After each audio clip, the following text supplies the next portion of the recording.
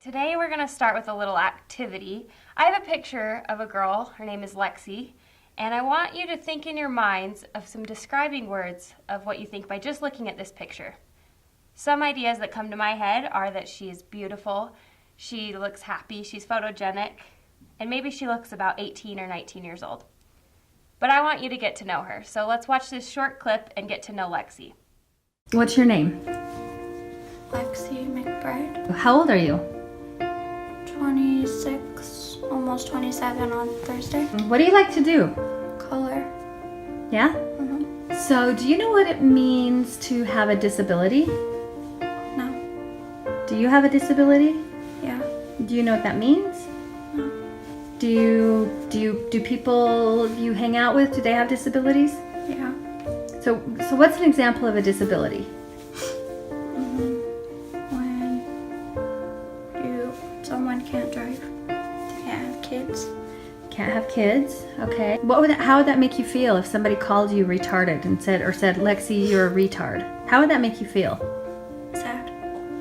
Why? Why would that make you feel sad? It's not a very nice word to say to people. So as you can tell, there's more to Lexi than meets the eye.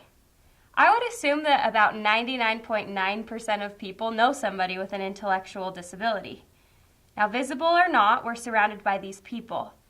And there's one word that needs to stop, and that is the word retarded. According to ourword.org, the word retarded is described in 3 other ways: exclusive, offensive, and derogatory. And the government agrees. According to the Arizona Department of Education, in 2010, Barack Obama signed a law called Rose's Law that changes the word mental retardation to intellectual disability in all federal and health documents. In the next couple minutes, I hope to open your eyes to this issue, become aware to the issue, and eventually pledge to never use this word again. So let's start out by talking about the problem. What's the problem here? Well, I'll tell you the problem, and that is that 6.5 million people in the United States have an intellectual disability, according to the SpecialOlympics.org. Tim Shriver, who's the CEO of the Special Olympics, said this: "Words matter. People don't need to scoff at others to make a point. Everyone has a gift, and the world would be better off if we recognized it."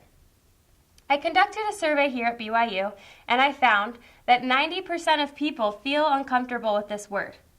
Yet 80% of people said that they've said that word in a derogatory way, not describing somebody with a mental disability. A man named Seren Palumbo, who's a student and advocate and also has a sister with a mental disability, said this: "I don't think you understand how much you hurt others when you hate. And maybe you don't realize that you hate, but that's what it is. Your preemptive dismissal of them, your dehumanization of them, your mockery of them. It's nothing but another form of hate. It's more hateful than racism. It's more hateful than sexism. More hateful than anything." Now, how is this happening? If we're so uncomfortable with the word, then why are we saying it? But the solution is simple. It's about changing habit, changing language, and being aware of your surroundings. The word retarded is exclusive, offensive, and derogatory, and it needs to be stopped. I invite each of you today to pledge to yourselves to never use this word again. You can go on to ourword.org and pledge your support to never say this word again. There's 653,000 people who have already pledged, and I think that we need to join them. Now I want to end with a story about my own life. At a pretty young age, I realized that my sister was different from other kids, and that she probably had an intellectual disability. I realized that I was going to be the bigger sister to somebody who was 4 years older than me. One day when we were I was 9 years old and she was 13 years old, we decided that we were going to go to the swimming pool and she was going to jump off the diving board for the first time. Now this was a big deal for us, and she was so excited. As she walked up to the diving board, she was so nervous, and she clumsily jumped off the diving board, made a huge splash, and doggy paddled to the side. I was so excited, and as she swam to the side, I turned and heard 2 girls who were laughing and mocking her, calling her a retard. At that point, I knew that I never wanted to hear that word or say that word ever again. I want to introduce you to my sister, Lexi. You met her at the beginning, and here she is again. Lexi is perfect. Lexi is beautiful, but Lexi is not a retard. I invite each of you today to join me to spread the word, to end the word. Thank you.